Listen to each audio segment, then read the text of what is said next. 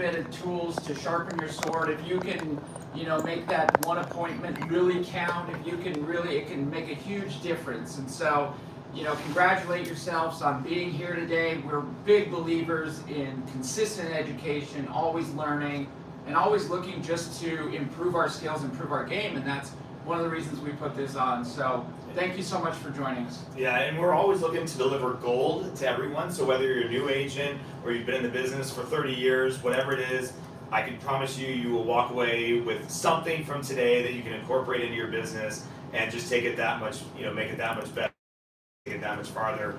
And so, this entire presentation, it doesn't matter whether you're a new agent, seasoned agent, whether you like open houses, don't like open houses, whatever. We're going to deliver a bunch of value in regards to open houses so that hopefully you can start incorporating them into your business if you're not already, and if you are, how you can step it up a notch or two. Yeah, for certain. So that's really great. And like Josh said, whether you're holding just a couple open houses a year, you're holding a lot of open houses, we want to try to deliver value for you. So. Yeah, so I guess to get into it, why open houses? Yeah, why open houses? Why are we holding these things? Well, first and foremost, no one is going to come to your house and knock on your front door and say, hey, Patty, hey, John, hey, Steve, I want to work with you. I'm a buyer, I'm a seller, I need help. No one's going to come to your house. So we have to have our buyers and sellers come to us. And the only place to do that is at an open house. That's your storefront. Yeah, many of us are in offices, whether you're a home office, even if you're at the broker's office. We just don't get a lot of walk-in traffic anymore. So you got to get out there in front of the public. Yeah. So what are the positives for holding an open house? You can meet buyers, meet sellers, meet other real estate agents, meet other brokers. The whole idea is that you're there and you're putting yourself in a position to where, not only can you potentially meet some other leads, but you're gaining some experience, you're gaining the confidence, like nothing but good things can come from it. And it's the quickest way to a paycheck. Yeah, definitely is. Not only that, but you are establishing yourself as the neighborhood expert. You're holding multiple open houses. If it's your listing, and you're in that neighborhood, you're selling it, you're starting to get to know some of the neighbors and everything else. That is when it really can gel and just work well. But you are establishing yourself as the neighborhood expert. You're the one standing there with all the information. What are the negatives? All the time you put into it, showing up and just having no one come through, that's a huge negative. Yeah, feeling like you're sitting there all day long and just kind of twiddling your thumbs. It can be lonely, it can be boring. Yeah. For me personally, I hate putting the signs out. Yeah, again, putting the signs out, you might have to dodge a car or two, or park illegally.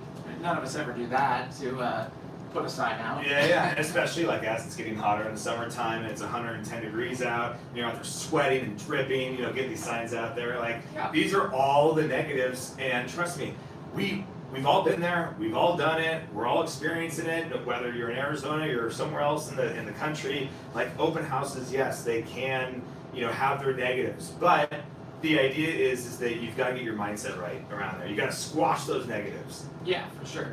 Like so many things in real estate, it really is about your mindset and how you look at that going into it. Yeah, I mean, everything's hard in life, guys.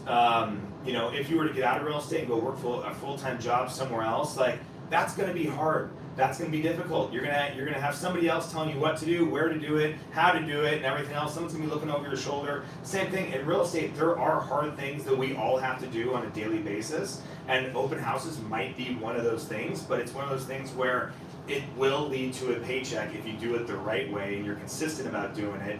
And like I said, you've got to squash those negative mindsets and think not, oh God, I have to hold an open house today, but I get to hold an open house today. And say it with, some enthusiasm and some excitement, and kind of recite that a little bit, because, that little kind of tweak of that one word from I have to I get to is, can make a big difference in how you look at these things. Literally. I mean, you're going out to that open house, you have the opportunity to meet a multi-million-dollar buyer or a seller. You might meet your best client of your entire career. You just don't know. Like, the people that walk through that door could be, the people that you build your business around. I mean, each interaction is critical, and you just never know, and that's what's fun about an open house too, is just being able to do that.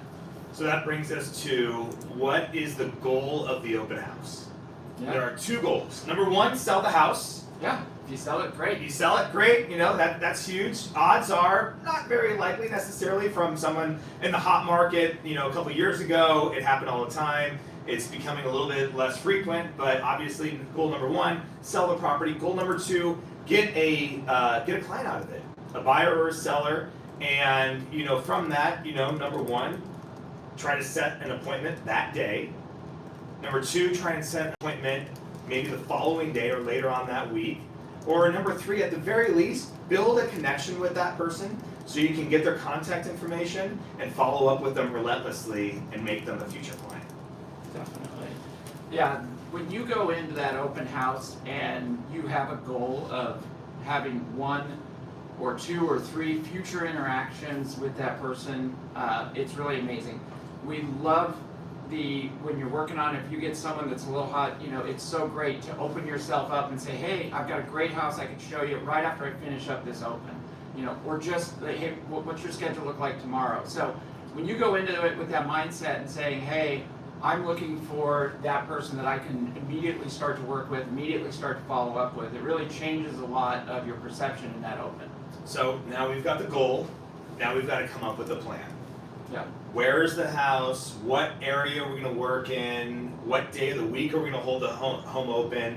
What hours of the day? We've got to put together an entire plan around this open house. Who we're going to market to. Are we going to door knock the neighborhood? Are we going to do a social media boost post? Are we going to, are we going to circle prospect? What are we going to do, around this open house? Yeah, like anything in life, when you have a plan and then you execute on that plan, things go a little smoother, a little easier. You know the direction you're headed, and even though it's just an open house, the more you can put things together around it and ensure you're fully prepared and you've taken some lead up steps like we're going to lay out, that's going to make that open house go smoother. You're going to be more prepared for whomever walks in that door to really, jive with them and impress them. So what are a few things that you look for when you're selecting a property to do an open house at? I think, when you're looking at an open house, obviously you want to select something in, ideally, a neighborhood that you know or that you want to work in. This is a target market of yours. It could be your own neighborhood, it could be a school district, it should be kind of an ideal neighborhood that you either know or you want to get to know, you want to establish a presence in. Honestly, I think this is where agents can kind of mess this up the biggest, is where they end up selecting a house. Maybe they live in Chandler and they select a house out in Glendale to do an open house at. Or they live in Scottsdale and they pick Mesa or wherever. I think this is where agents can mess it up the most. They do an open house just to sit an open house, and I think that's the wrong way to look at it. You've got to pick like Morgan said, you've got to pick an area that you want to be in. Ideally, my recommendation, I would say within 15 minutes of where you live. If you get too far out of there, you can potentially go up to 20 minutes or so, but if you get too far away from where you live, and this is a house you're going to hold open every single day or a couple days a week, it's gonna, that's your drive time, that's your commute to work, that's something that maybe you don't want to go to. It's kind of like the gym. They say that if a gym is outside of the 4-mile radius of your house, the odds of you going there on a routine basis are pretty slim. And so you'll notice that if you currently go to the gym, it's probably within 4 miles of where you live. Same thing with an open house. You're going to want to find an open house within a close proximity of where you work or where you live.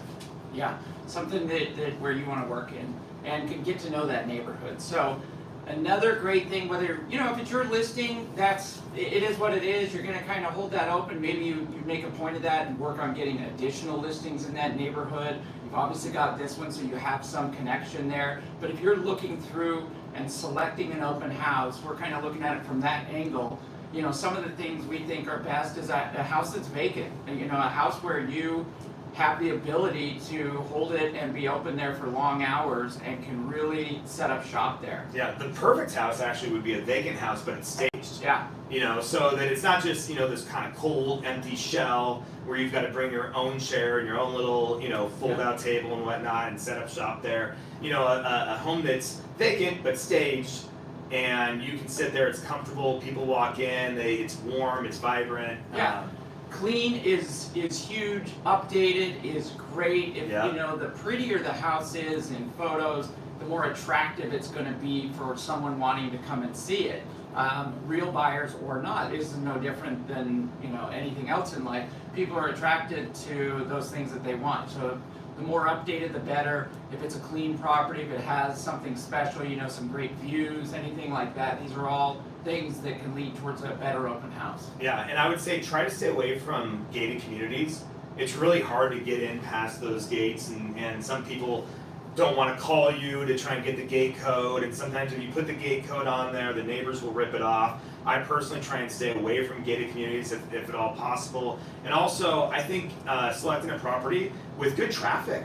You know, you don't want to select a property out in the middle of nowhere. You want to select a property where you're going to get a lot of traffic through. You know, it's going to have a lot of activity.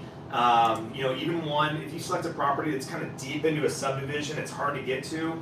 You know, you might lose a few people along the way, but if you have a property that's an interior property where you can, you know, set some nice signs out on the intersections nearby, and it's really easy to get to, you're gonna have a great day there at the open house. Yeah, and with the gated community, the thing is the pro is you will get most everyone's phone number as they call you for the gate code to come in through the gate. The con is you're gonna lose some people, and you won't get as many, you know, active people through that community. So there's pros and cons with everything, but that's just something to consider. Your traffic's going to be less at a gated community in most cases. And last but not least, selecting the right price point. You know, if you're very comfortable, let's say in the $500,000 price point, then stick kind of to that same, you know, $400,000, $500,000, $600,000, $700,000 listings. Don't pick like a $2 million listing to hold open if you're not comfortable in that $2 million price point.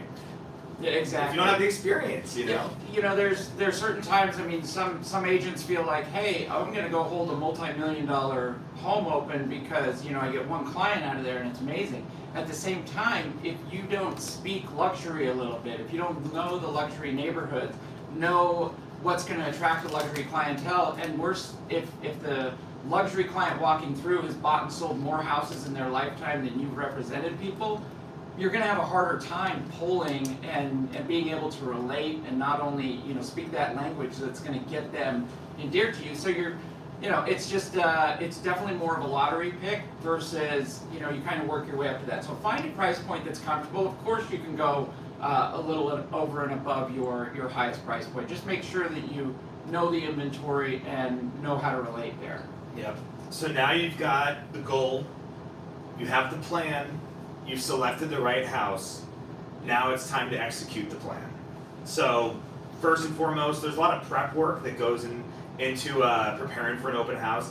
Let me just say, your average agent out there, they schedule the open house, they throw it on the MLS, they show up, and they go home. They don't even maybe they talk to a few people here and there or whatever, but that's kind of like your average kind of general agent out there. I know this from the last 18 years of even popping into open houses here and there. Like, I'm lucky if I get greeted anymore. Sometimes, you know, people are just sitting on the couch like, oh yeah, I'll look around or whatever. But, you know, that's kind of like your average agent. But everyone who's on this call, I would assume that everyone wants to step it up and take their business to the next level. So there's a lot of prep work that goes into this.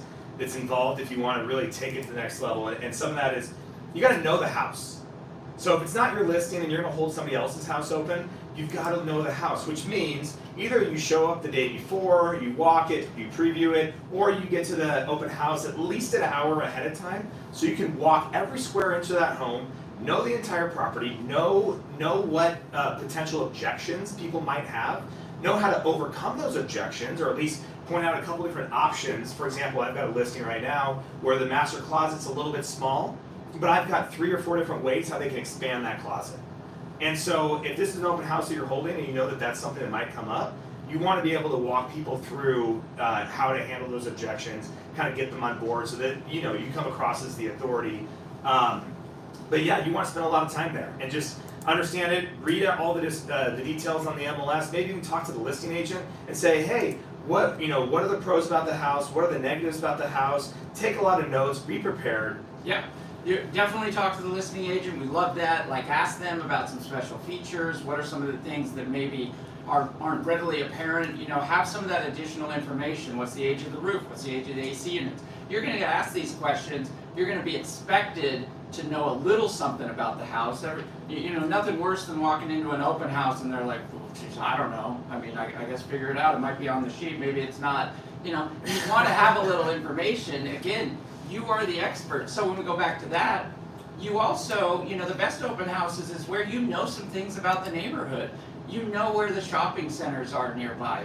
You know how close and what the proximity is, some of the best schools in the area. You're able to talk it up a little bit. You're able to tell people why people love this neighborhood as much as that. Because remember, you are selling the house, but you're also selling yourself. You're mainly selling yourself as an agent. You're selling yourself as your knowledge base. You want them to understand that you are the local expert. Oh man, Joan, she had a ton of knowledge. She was able to tell me about this and this. I'll bet if we work with her and we look at other houses, she's going to know that about other neighborhoods too. And so remember, like as the people walk through the door, in many ways they're kind of interviewing you within that interaction. And if they're not, you're going to, treat it like an interview in the sense that these are people who may potentially become your clients. You want to know a lot of information so that when asked, you can talk intelligently about that house. Yeah, it's 100% a job interview. For any buyer that's underrepresented, for every seller that walks in there or neighbor that walks in there, it is 100% a job interview. The neighbors, they might not be selling today, but maybe they're thinking about selling in 6 months or 9 months. And yes, if they walk